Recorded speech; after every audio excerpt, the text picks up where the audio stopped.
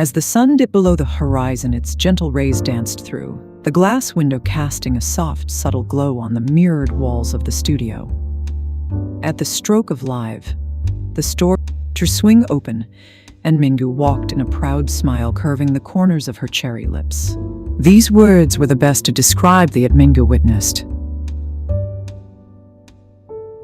There Minggu entered. Before closing the door, Minggu approached Taehyung and stood behind her, their reflection merging in the mirror. As soon as Taehyung caught sight of Minggu, a soft smile spread across her face. And he up and around Taehyung. Just 5 more minutes, she pleaded softly.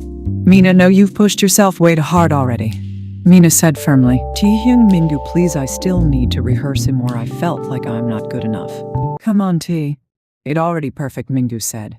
Taehyung huffed, then smiled, knowing Minggu wouldn't listen. However, the sudden beep of Minggu's phone sound halted their steps. "'Tis not again," Minggu yelled in annoyance after reading the text. "What's the matter?" "Taehyung, Peter drunk again, I have to go," Minggu explained.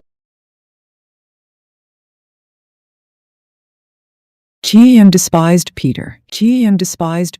He was a avaricious master and even unfaithful. He often wondered why Minggu was with him. Regardless, he hated seeing Minggu worried. After all, Minggu was family. Then Taehyung take leave from studio and make his way to faculty room. How Shinli opened the door and see his brother sleeping on couch, cutely all curled up. Taehyung let out a sigh. Ever since the loss of parents, he was the only family he had left his reason for carrying on. Taehyung couldn't live without him. A man standing in front of his office big glass window.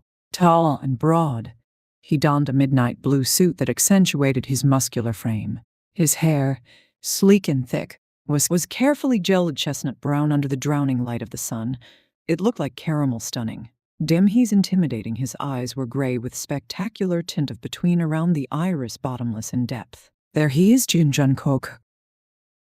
Expected to say a child, at thus our Vkook gained, finding him cute. The standing near cafe exit along with a boy whose back was turned towards him. Vkook's curiosity was popped. He took a moment to observe him.